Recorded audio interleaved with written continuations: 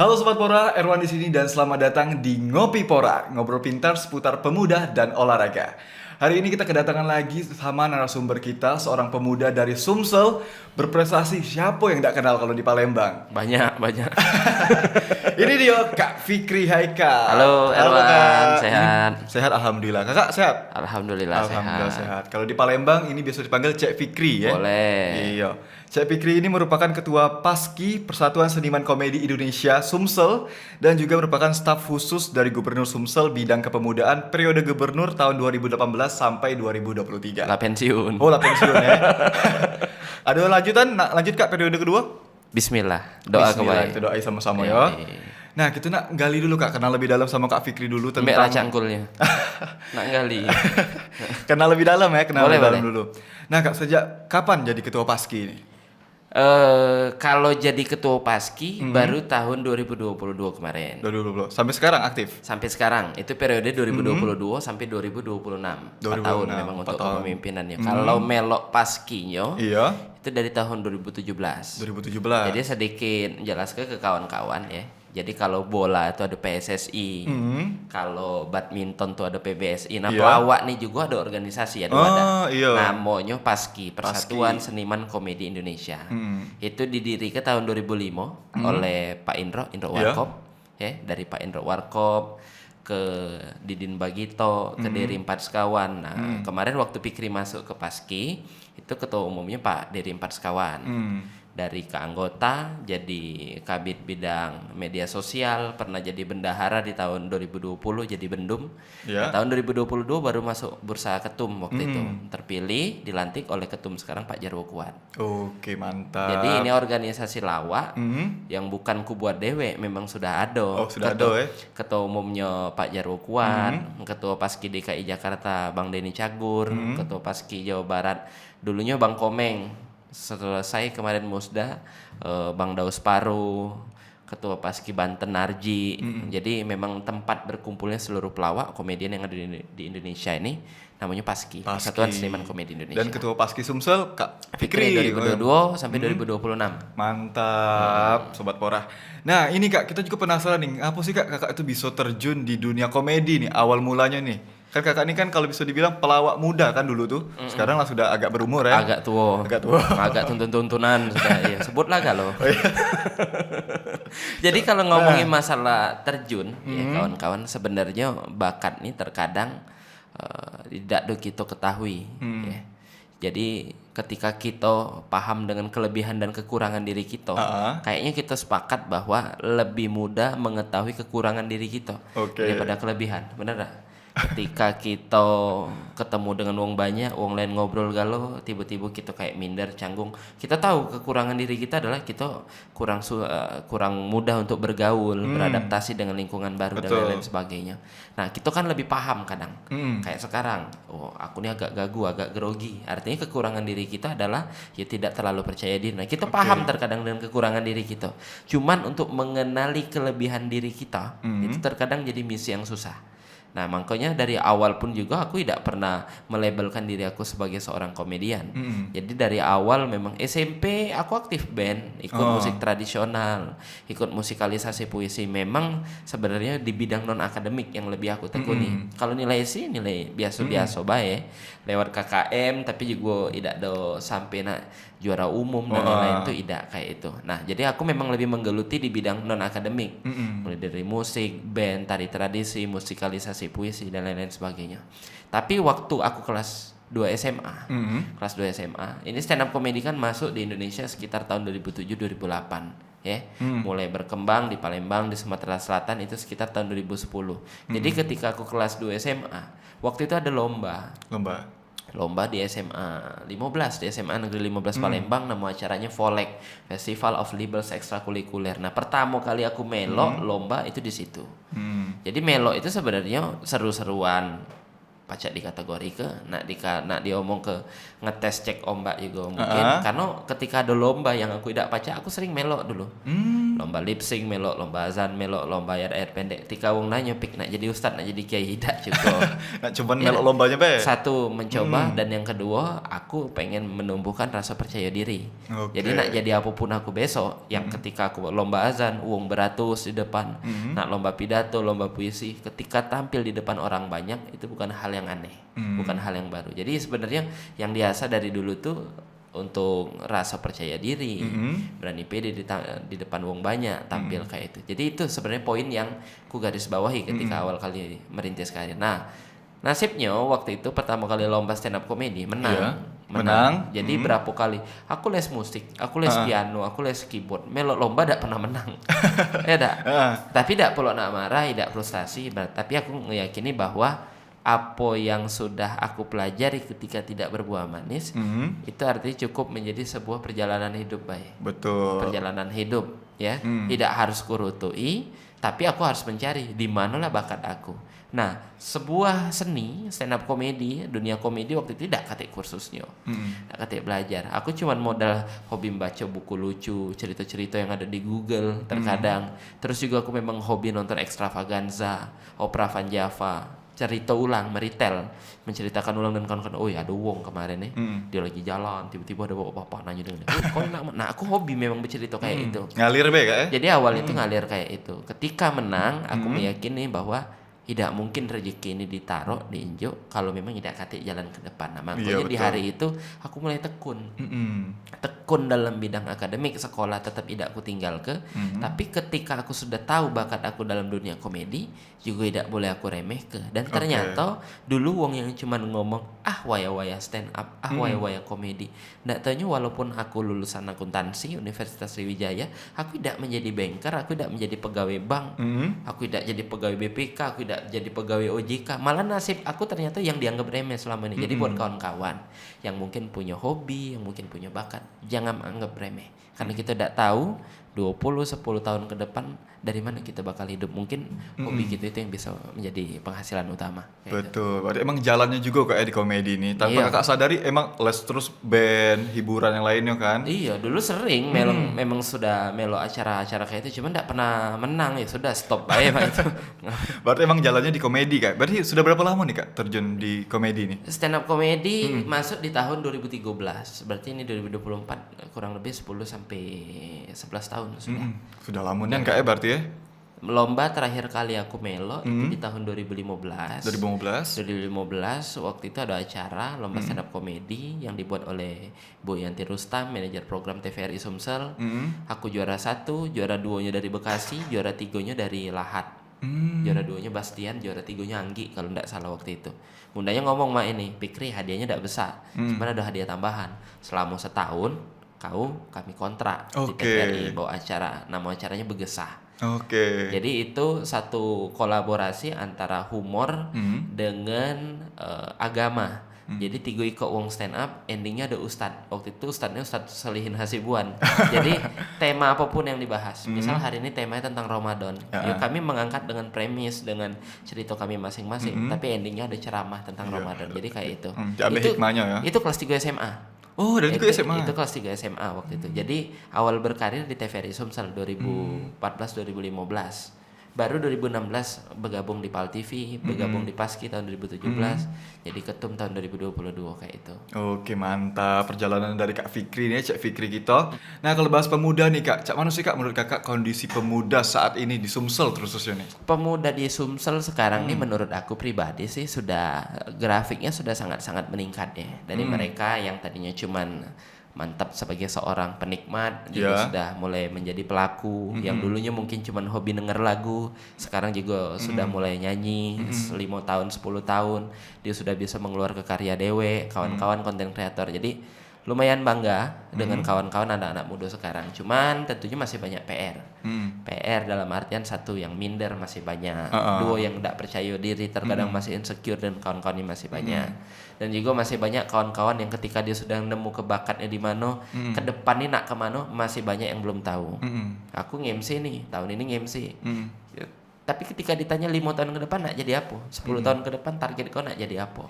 Itu juga masih banyak wong. Jadi ujung-ujung masih banyak yang ngalir epic, ngalir baik. Sebenarnya ya dalam membangun karir, Ketika kita mencari rezeki memang ngalir ya. Tidak usah pulok kita nak takut kayak besok saru, kayak besok hilang job, nak makan apa itu yang namanya ngalir ya. Kita harus ngalir bersyukur dengan keadaan. Cuman yang namanya target jangka pendek, jangka menengah, jangka panjang tuh harus ditulis. Nah Kak, kalau bahas yang tadi nih Kak kan pernah ngomong juga tadi tuh sebelumnya ngomong kalau misalkan pemuda tuh misalkan dia punya bakat tapi dia insecure, tidak percaya diri sama kemampuan yang dia miliki, itu cak mana cara mengatasi dan meyakini pemuda, dan juga penting tidak sih Kak relasi ini untuk kita menjalankan suatu karir ke depannya? Sebenarnya kalau kita ngomongin masalah insecure, terkadang wong tuh kan ndak pede gara-gara dia belum terlalu yakin dengan kapasitas yang dia punya. Ya. Benar ndak? Kalau nak dia ngomong ke masalah insecure, aku masuk dilantik jadi staf khusus gubernur. Menurut aku insecure juga.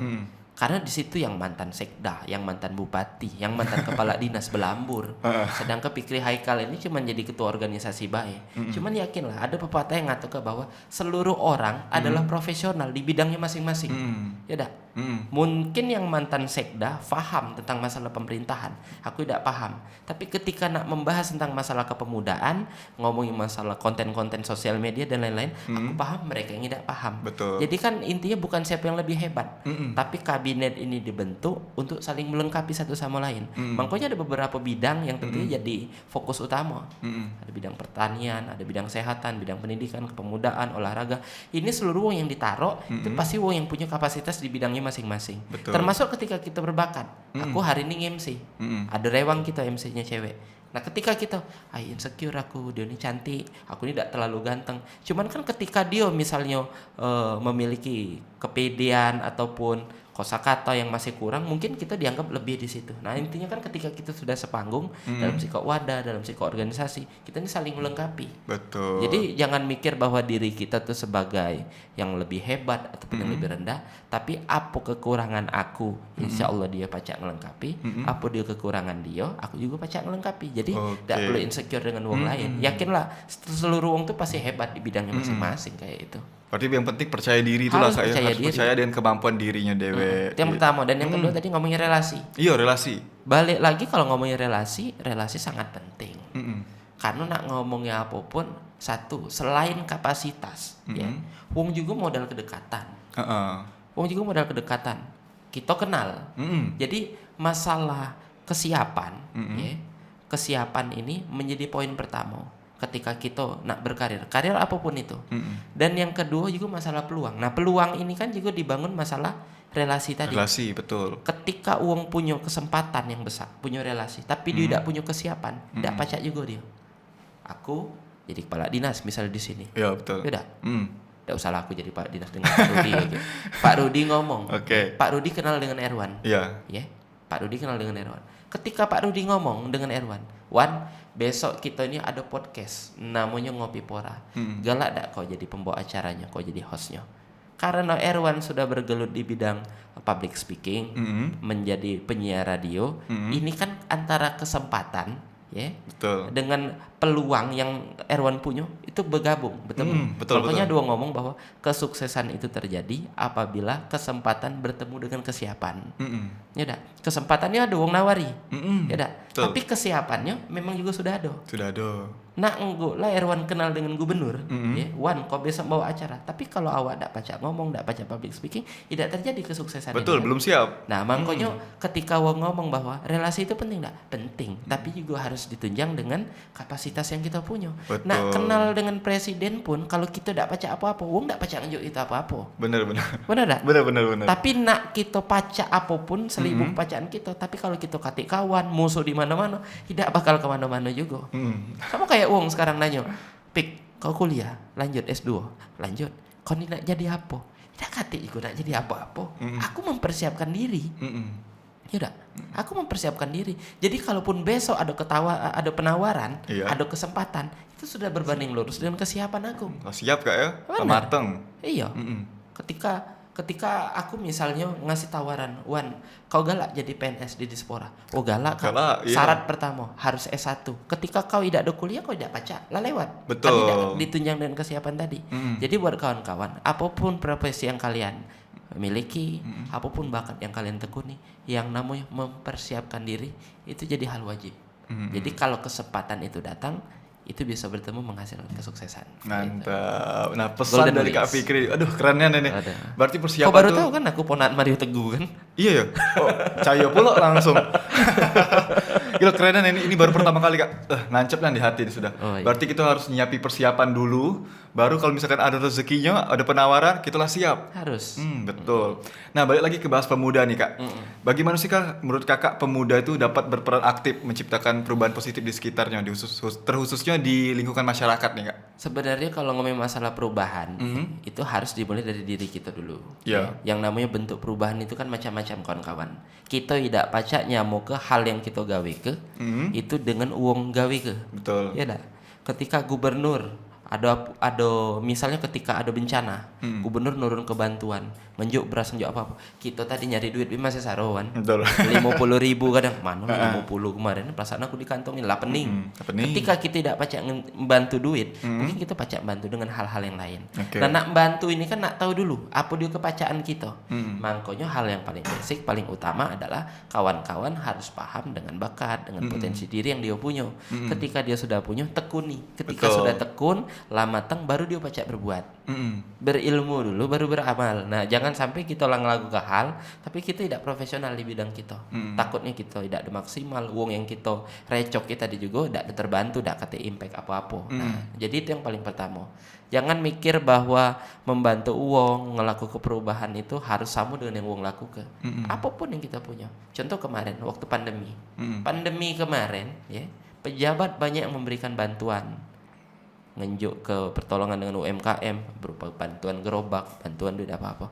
Aku kalau nak bantu gerobak tidak mungkin. Nak bantu duit juga aku masih bantu duit. Okay. Cuman aku nyingok, aku ada kelebihan di followers. Followers aku waktu itu 30.000 lebih. Kayaknya kalau nak bantu duit tidak pacak, tapi mungkin aku pacak menolong mereka dengan membantu promosi. Banyak. Itu aku buat konten, namanya kontennya pondasi. Karena menurut aku makan tuh pondasi, tidak kantik pondasi rubuh. Tidak makan itu pening kan kalau gitu. Nah, makanya aku buat konten namanya pondasi. Ketika uang ngenjuk beras, ketika uang ngenjuk duit, ketika uang bantu gerobak, hari itu aku juga membuat perubahan, membuat bantuan dengan cara aku dewe. Aku membantu mengendorsement, aku nunjuk tahu. Hari ini dulur-dulur ada salah siko pedagang jual es jagung yang ada di dekat Simpang Polda. Siapa mang namanya? Berapa mang harganya? Kemarin dia cerita, Pik, Mamang nih biasa jualan pinggir jalan. Kemarin masuk hotel.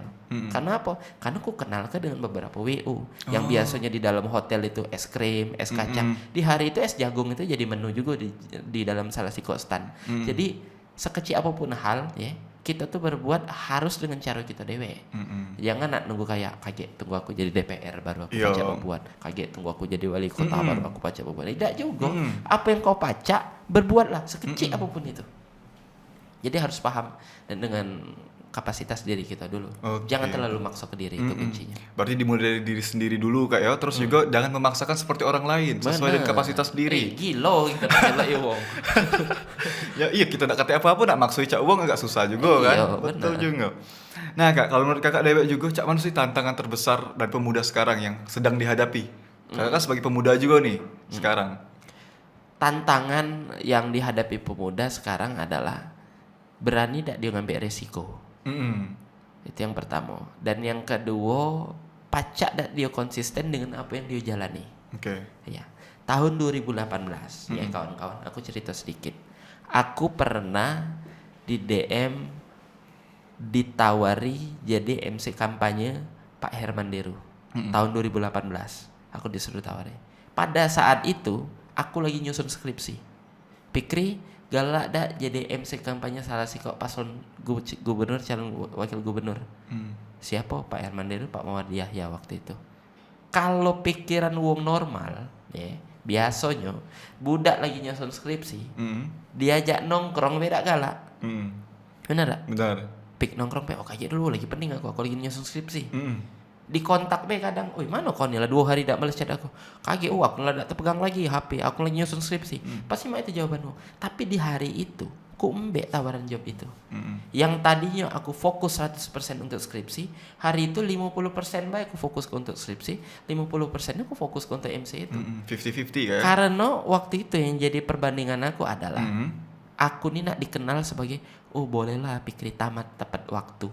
Atau boleh lah Pikri masih kuliah lah pacak nge-MC di levelan panggung calon gubernur. Betul, pilihan Kak ya. Aku lebih memilih untuk lebih dikenal sebagai MC di panggung pemilihan gubernur itu tadi. Betul. Karena nak cepat atau lambat tamat juga menurut aku yang IPK 4 banyak, yang tamat 3 tahun setengah, yang cum laude itu banyak. Cuman untuk wong yang mendapat ketawaran pecah aku itu tidak seluruh wong punya. Betul. Makanya waktu itu ku sisih ke waktu untuk aku kuliah untuk ku fokus ke juga mengurusi dalam karir per MC-an aku pada saat itu. Dan ketika sudah mah itu bisa jadi MC di Geria Agung, pengen bisa membuat acara dan juga berkontribusi lebih banyak di Pemprov. Kalau di tahun itu tidak ada aku ambil, mungkin aku waktu itu tidak ada kenal dengan Pak Herman Deru. Ketika pada saat itu aku tidak ada mengiyakan tawaran itu, mungkin aku tidak bisa jadi staf khusus gubernur. Jadi seluruh tawaran apapun itu kawan-kawan, seluruh tawaran sekecil apapun yakinlah itu mungkin satu pintu mukjizat. Betul. Yang ditunjuk oleh Tuhan. Jadi makanya jangan sampai kalian remeh kayak itu. Jadi ketika kalian punya bakat, kalian punya kemampuan, kalian terlalu fokus dalam bidang akademik, kalian kalian kesamping ke itu, menurut aku hal yang salah. Kecuali memang aku nak fokusnya jadi dosen. Target aku IPK wajib 3, sekian. Jadi kawan-kawan yang harus bisa menimbang. Karena di posisi aku ngerasa tidak ada pinter yang cum laude, IPK 4, 3,8 itu tidak. Tapi di samping itu kan aku juga punya bakat. Nah menurut aku antara akademik aku yang sukses atau non akademik aku yang sukses, ya menurut aku harus kutopang sama-sama. Karena aku tidak tahu ke depannya nak jadi apa. Betul. Udah. Kalau aku lah tahu nasib kau kakek kau bakal jadi pegawai bank misalnya, ya sudah aku talak ke MC. Ya udah, ya aku lebih fokus belajar akuntansi keuangan menengah, keuangan lanjutan karena aku memang nak jadi pegawai bank. Cuman kan aku tidak tahu, makanya aku tekuni galo, najur dulu. Betul. Udah, mana yang jadi bahasa gitu betul, kan. betul. Yang penting seluruh hal ini nih aku fokus ke rutin ke galo kayak itu. Jadi tidak pacak kita nak langsung menyimpul ke bahwa kuliah tidak penting. Bakat tidak penting. Jangan sampai mikir kayak itu. Seluruh hal apapun itu harus kita tekuni karena kita tidak tahu ke depan kayak jadi apa. Betul. Jadi emang kalau selagi kita bisa dua-duanya ngapa tidak Kak ya? Ngapa tidak? Tiga nah. Nah, balik lagi ke bakat dan keterampilan nih Kak. Kita bahas lagi nih. Nah, Cak mana sih Kak cara Kakak untuk memotivasi pemuda dan pemudi di Sumsel ini untuk mengembangkan bakat dan juga keterampilannya? Karena kan Cak Uji Kakak tadi banyak yang takut untuk mencoba, banyak insecure-nya. Cak mana sih Kak cara memotivasi agar mereka tuh dari sekarang lah kamu tuh untuk mencoba. Kalau tidak sekarang kapan lagi? Sebenarnya kawan-kawan tuh takut untuk menekuni bakat karena mereka yakin bahwa bakat ini tidak bakal menghidupi. Kalau aku hari ini begawe di dinas, hari ini aku jadi staf, besok aku jadi kasih, besok aku jadi kabid, besok aku jadi sekdis, besok aku jadi karir ini terbangun. Kalau kau jadi stand up comedy besok jadi apa? Nah, betul. Padahal sebenarnya kawan-kawan, kalau kita breakdown, kalau kita pecah lagi, memang dalam dunia pemerintahan, dalam instansi, dalam corporate, dalam korporasi, perusahaan, uang tuh karirnya terbangun ke atas. Hari ini dia jadi staff, besok dia jadi kasih, besok jadi kabid, besok jadi naik ke pucuk. Cuman kalau dia bakatnya di bidang non akademik, ya karir itu melebar, bukan horizontal tapi vertikal. Dulu aku mengawali karir tahun 2013 cuman sebagai seorang stand up comedy. Cuman stand up, nulis materi. Cuman ketika dibedah lagi kawan-kawan, ketika aku pacak ngomong depan orang banyak, artinya aku ada kemampuan public speaking. Aku pacak jadi MC, aku pacak jadi moderator, pacak jadi penyiar radio, pacak jadi host TV. Itu dari bidang public speakingnya. Tapi ketika aku pacak nulis, tulisan aku bagus, aku pacak jadi penulis buku, aku pacak jadi penulis naskah, aku pacak jadi penulis skrip untuk video dan lain-lain. Itu juga pacak dikembangkan. Nah, jadi sebenarnya jangan mikir bahwa ketika bakat itu mati, ya, ketika kawan-kawan lebih memilih untuk berkarir di dunia pemerintahan, di dunia perusahaan itu jauh lebih menjanjikan. Sebenarnya tidak juga. Yang di dunia bakat ini juga pacak ketika kita bisa memappingnya. Nah, karir mapping ini yang terkadang lupa dibuat oleh kawan-kawan. Alhasil dia larut, melo alur, melo arus baik. Dia tidak tahu ke depannya nak jadi apa. Padahal ketika kawan-kawan, hari ini aku pacak nyanyi. Ya udah, hari ini aku pacak nyanyi. Besok aku pengen pacak yang tadinya pacak nyanyi lagu pop baik, besok pacak nyanyi lagu dangdut. Aku pacak nyanyi lagu jazz. Hari ini aku pacak melabelkan diri aku sebagai pemain musik. besok aku pengen punya alat rekam dewe. Hari ini aku nge-cover lagu Wong, besok aku harus buat dan juga nyanyi ke lagu dewe. Berhenti aku tahun depan Pik untuk meng-cover lagu Wong. Tahun depan harus lagu dewe. 2 tahun lagi Pik, lagu aku yang harus di-cover oleh Wong. Nah, itu kan sebenarnya target. Target itu yang harus kawan-kawan susun sebenarnya. Jadi harus kawan-kawan tekuni. Karena yang namanya rezeki tidak tahu kemana kita. Ya dah, kayak aku bergabung sebagai staf khusus gubernur. Banyak orang yang ngomong bahwa untuk bergabung terjun di dunia pemerintahan harus sarjana hukum, harus sarjana ilmu pemerintahan. Dan tahunya aku diajak oleh Pak Herman Deru gara-gara kapasitas, gara-gara kreativitas aku. Selama menjadi paski, banyak terobosan, ada acara, banyak orang terbantu. Itu yang membuat aku, bukan gara-gara gelar sarjana akuntansi aku atau apa. Walaupun memang sebenarnya ketika asesmen kan yang namanya gelar itu juga dibutuhkan. Makanya antara akademik dan non akademik ini ibarat kaki kanan kaki kiri. Betul. Kamu nak berkarir jadi apapun ketika tidak dilandasi dengan akademik, kamu bakal jadi talent yang kosong. Tapi ketika kamu punya gelar akademik baik, tapi kamu tidak katik kepacaan, yakinlah itu juga tidak cukup untuk bersaing di dunia luar. Banyak uang yang ketika tamat ujung-ujungnya ditarik oleh perusahaan gara-gara apa? Gara-gara dia punya kemampuan editing video. Betul. Tadinya kami yang harus mengeluarkan ratusan juta untuk buat video, nge-hire pihak ketiga. Tahun ini kami nyari uang yang memang capable dalam bidang editing video. Tahun ini juga mereka yang memang menggarap itu galo-galo. Dulu Pik di perusahaan kami setiap bulan itu mengeluarkan duit hampir 10 sampai 15 juta. Karena kami tiap minggu itu ada acara rapat butuh MC. Cuman tahun ini Pik kami nyari uang yang bukan cuma pintar tapi dia pacak MC juga. Karena apa? Ketika dia digaji bulanan kami tidak perlu nak nyari uang lain lagi. Ada nilai efisiensi biaya juga di situ. Nah, makanya ketika kamu yakin bahwa sudah siap perang masuk ke dalam pasar, ya bukan cuma di bidang akademik baik, tapi kemampuan itu juga harus ditopang. Mangko pacak lengkap apa yang kita punya kayak itu. Berarti emang harus seimbang Kak Harus ya? seimbang, wajib. Betul banget sobat. Nah, kali ini kita bakal bahas juga nih Kak tentang pemuda, lagi balik ke pemuda. Nah, Kakak pernah gak sih Kak terjun langsung ke kegiatan-kegiatan pemuda, apalagi di kegiatan sosial? Karena banyak kan kegiatan-kegiatan sosial itu yang melibatkan pemuda sendiri. Kegiatan sosial dalam bentuk kayak mana nih misal contohnya? Misalkan dalam kayak COVID kemarin nih Kak, turun untuk membantu teman-teman yang mungkin terkena wabah tersebut dan lain-lain semacamnya gitu. Kalau yang membantu sih sebenarnya kalau yang COVID tadi kan yang sudah kakak cerita ke bahwa sempat membantu memberikan program endorsement gratis dengan puluhan UMKM yang ada di Kota Palembang kayak itu. Kalau masalah acara sosial sebenarnya di PASKI, di Persatuan Seniman Komedi Indonesia, ini juga organisasi yang tidak ada money oriented. Segala hal yang kami buat mayoritas itu bukan nyari duit, malah ngeluar ke duit. Iya. Acara Ramadan, kami buat acara Parade, Paski Ramadan Day. Kami ngumpul ke UMKM binaan, kami enjoy edukasi tentang masalah kayak mana, tentang cybercrime, mangko ibu-ibu yang tadinya IG-nya galak kena hack, WA-nya galak kena sadap, mereka paham dengan hal-hal itu. Mereka yang tadinya cuman pacak pedagang di depan rumah, kemarin kami digitalisasi, kami ajak kerjasama, kami kenalkan dengan pasar online, maka mereka juga pacak menjual makanan-makanan dia sampai ke wong-wong luar, bukan cuman ke tetangga, wong depan rumah, wong belakang rumahnya baik. Habis itu juga kami comblang ke dengan salah satu bank untuk masalah pendanaan, kur, mereka yang bisa minjem duit tanpa anggunan juga menjadi dampak yang luar biasa. Jadi kalau ngomongin masalah acara sosial yo harus kita lakukan kawan-kawan. Jangan sampai seluruh hal yang kita lakukan ya kita memandang itu sebagai momen untuk kita nyari duit terus ya. Ada kalanya kita begawi, ada kalanya kita belajar, ada kalanya kita berbagi. Betul. Hidup di 3B.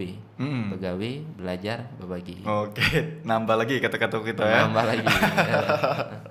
Oke, kita lanjut ke masalah kepemudaan lagi nih Kak. Nah, tadi kan udah bahas juga keterlibatan pemuda dalam kegiatan sosial.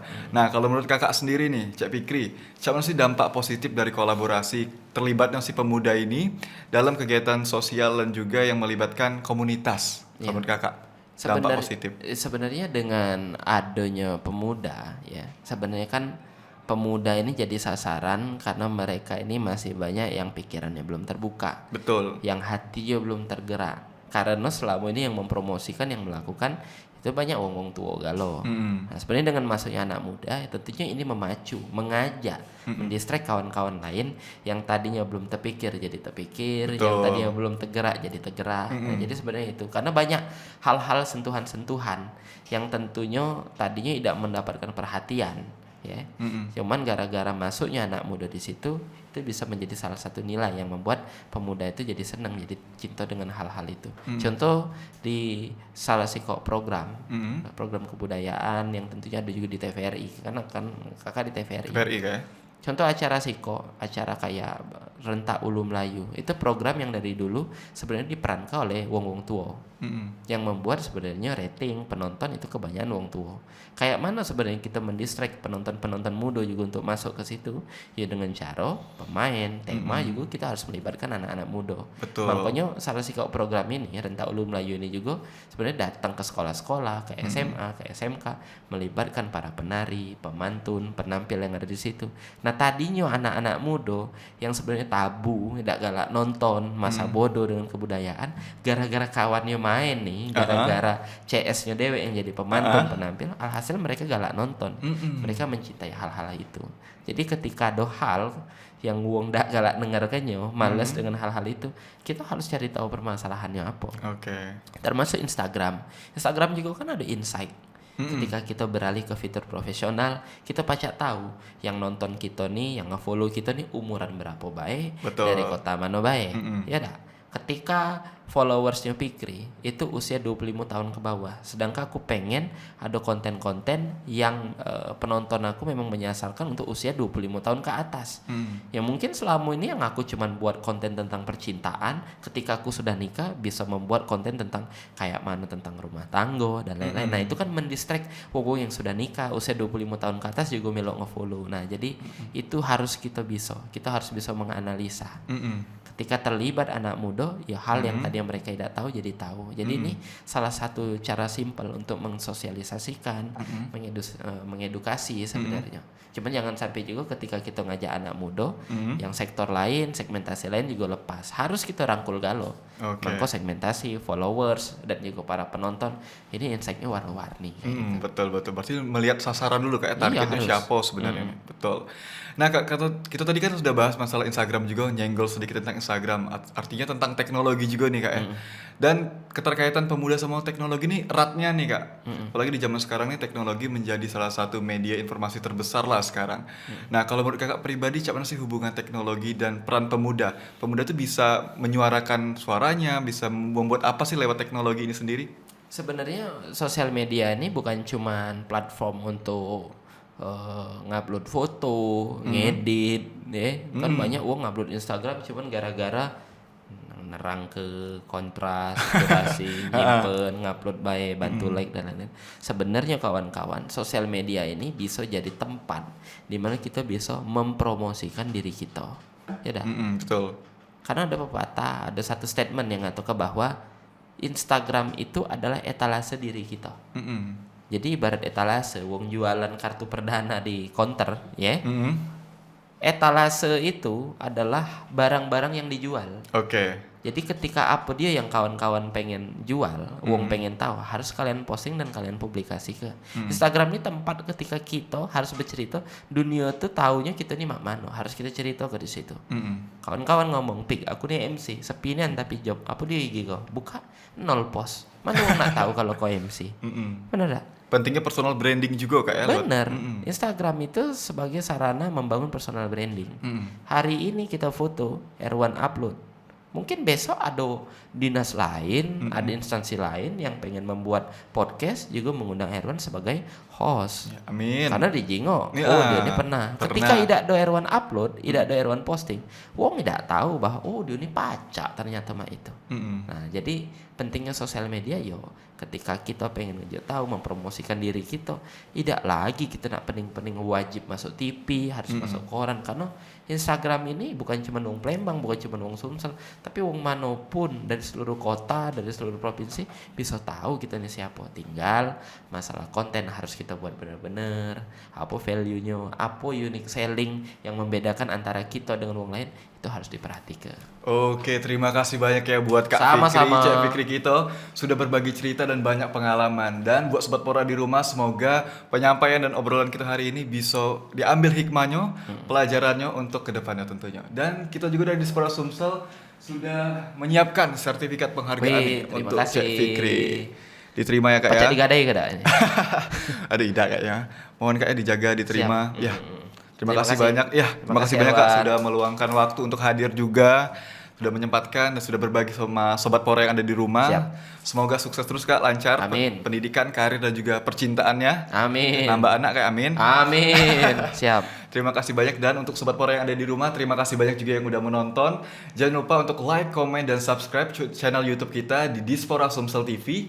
Dan jangan lupa juga aktifkan lonceng notifikasinya biar kamu nggak ketinggalan video terbaru dari Dispora Sumsel. So, terima kasih buat Kak Fikri dan Erwan dan Kak Fikri pamit. Terima kasih dan see you.